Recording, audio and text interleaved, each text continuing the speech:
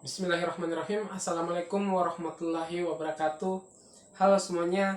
Perkenalkan, nama saya Muharlin Syah. Saya adalah mahasiswa dari Universitas Negeri Gorontalo, khususnya di Fakultas Ilmu Pendidikan, jurusan Pendidikan Guru Sekolah Dasar.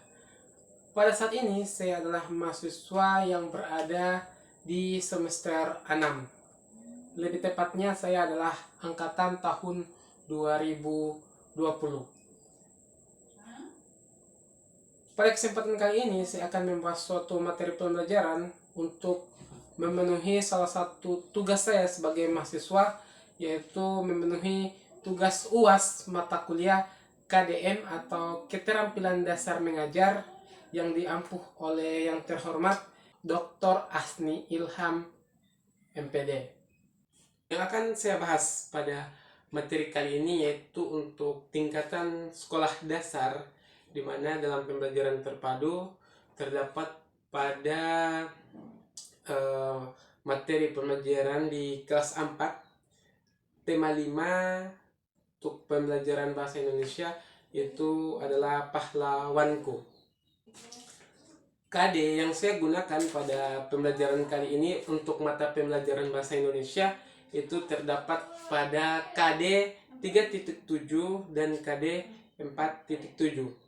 Dimana untuk KD 3.7 di pembelajaran bahasa Indonesia di kelas 4 itu berbunyi menggali pengetahuan baru yang terdapat pada cerita pada teks non-fiksi. Kemudian untuk KD yang kedua yaitu di KD 4.7 yaitu menyampaikan pengetahuan baru dari teks non-fiksi ke dalam tulisan dengan bahasa tersendiri. Selanjutnya dari KD-KD tersebut untuk indikatornya itu yang pertama dari KD 3.7, indikator yang pertama itu mengidentifikasi informasi yang diketahui tentang salah satu pahlawan Indonesia, di mana itu termasuk pada bagian C1 itu dalam ranah kognitif. Itu yang kedua 3.7.2 untuk ranah kognitifnya menggali informasi yang diketahui tentang salah satu pahlawan nasional Indonesia, itu berada di C2 sebagai inti, di tadi yang C1 itu sebagai pendukung. Selanjutnya untuk 3.7.3 itu berbunyi menyimpulkan informasi yang diketahui tentang salah satu pahlawan nasional Indonesia, itu berada di C4 sebagai pengayaan.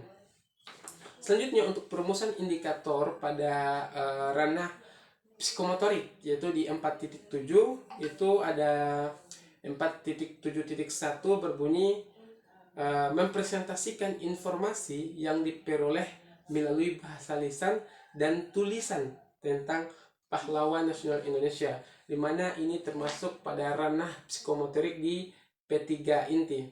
Selanjutnya di 4.7.2 untuk indikator ranah psikomotorik 4.7 itu berbunyi merumuskan informasi yang diperoleh melalui bahasa lisan dan tulisan tentang pahlawan nasional Indonesia, itu masuk pada ranah psikomotorik di P4 sebagai pengayaan. Tujuan dari pelaksanaan pembelajaran bahasa Indonesia ini yang dimana dalam KD 3.7 dan 4.7 itu yang dimana sesuai dengan tuntunan dalam penulisan tujuan pembelajaran itu harus sesuai dengan rumus ABCD, di mana ada audience, ada behavior, ada kondisi, dan degree. Di mana dalam tujuan pembelajaran yang saya akan lakukan ini ada 5. Yang pertama itu dengan mendengarkan penjelasan guru, di mana audiensnya itu adalah siswa. Dengan mendengarkan penjelasan guru, siswa dapat, itu sebagai audiens. Dan untuk behavior yang pertama itu tujuan yang pertama mengidentifikasi, itu sebagai behavior. Dan yang selanjutnya sebagai kondisi itu mengidentifikasi informasi yang diketahui tentang salah satu pahlawan nasional Indonesia, itu sebagai kondisi.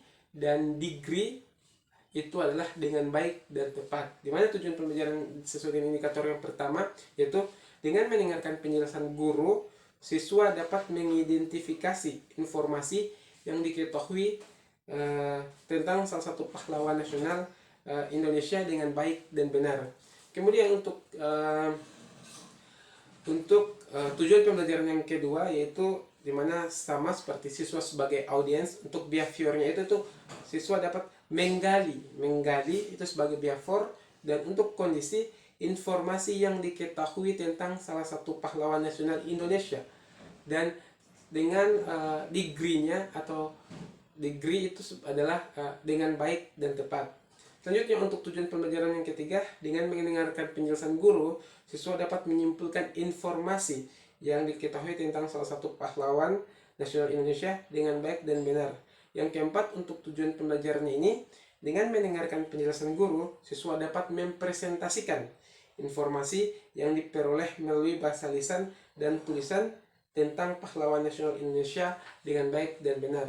Selanjutnya untuk tujuan pembelajaran yang kelima atau yang terakhir itu, dengan mendengarkan penjelasan guru, siswa dapat merumuskan informasi yang diperoleh melalui bahasa lisan dan tulisan tentang pahlawan nasional Indonesia. Dari tema pahlawan yang akan dipelajari pada kesempatan kali ini, adik-adik pasti sudah mengetahui bahwa pahlawan itu seperti apa, ataupun tokoh-tokoh pahlawan di Indonesia itu apa saja. Saya jelaskan ulang bahwa pahlawan itu adalah orang yang memiliki jasa yang sangat besar untuk baik itu untuk wilayahnya, negaranya, sekolahnya, atau wilayah di tempat dia tinggal. Maksudnya apa? Pahlawan itu adalah orang yang memiliki pengaruh besar terhadap sesuatu yang berada di lingkungannya, entah itu dari jasanya atau jasa dalam bentuk materi, pengorbanan, ataupun jasa yang dia berikan dalam bentuk perhatian kepada orang lain, itu dapat disebut sebagai pahlawan, seperti itu. Terus untuk pahlawan di Indonesia itu ada banyak sekali. Sini saya mempunyai media ajar, itu ada salah satu tokoh pahlawan sangat besar di Indonesia sebagai tokoh proklamator. Sini adalah gambar dari Bapak Presiden Indonesia kita yang pertama, Insinyur Soekarno, dan beliau ini yang di bawah adalah wakil beliau. Ini adalah wakil beliau. Beliau ini bernama Dr. Anas Muhammad Hatta. Mereka berdua, Insinyur Soekarno dan Dr. Anas Muhammad Hatta, atau bisa disingkat Soekarno-Hatta, merupakan salah satu pahlawan yang sangat terkenal dan sangat dihormati pada saat itu. Beliau juga sebagai Bapak Proklamator Insinyur Soekarno, dan pernah menjabat sebagai Presiden Indonesia pertama di Indonesia dengan wakil beliau Dr. Anas Muhammad Hatta. Selain mempunyai media ajar pada materi pembelajaran bahasa Indonesia SDT, saya juga mempunyai LKPD yang dapat dilaksanakan atau dilakukan oleh siswa di kelas 4, di mana dalam LKPD ini adalah salah satu kegiatan untuk mencocokkan antara gambar dengan teks yang diberikan, di mana kira-kiranya teks yang dari teks dengan gambar mana yang cocok sesuai dengan gambar, seperti itu. Misalnya yang pertama, salah satu sikap pahlawan yang dapat dilakukan oleh anak itu bukan hanya sesuatu yang bersifat besar begitu. Itu pahlawan itu dapat dilakukan untuk meniru sikap pahlawan, dapat dimulai dari anak-anak kita, bahkan tidak perlu untuk berada di lingkungan luas di nasional seperti melawan penjajah, karena sikap pahlawan sekarang ini bukan lagi seperti itu. Tetapi sikap pahlawan untuk masa sekarang itu, karena sekarang adalah bukannya masa penjajahan lagi, tetapi sikap pahlawan dapat dilaksanakan oleh masyarakat itu dengan cara memenangkan medali di bertanding dalam olimpiade luar, seperti itu. Itu salah satu contoh dari sikap pahlawan. Dimana dalam LKPD ini salah satu sikap pahlawan yang dapat dilaksanakan oleh siswa sekolah dasar, yang pertama itu berani tampil saat diberi perintah ibu guru. Itu menunjukkan salah satu sikap pahlawan. Ini adalah salah satu gambar di mana perintah pertamanya berani tampil saat diperintah oleh guru, itu siswa dapat mencocokkannya di gambarnya seperti itu. Kemudian begitu pula dengan perintah dan gambar-gambar yang lain seperti itu. Selain mempunyai LKPD, saya juga mempunyai soal evaluasi. Ini soal dapat dilaksanakan oleh siswa, entah itu mau dikerjakan di rumah ataupun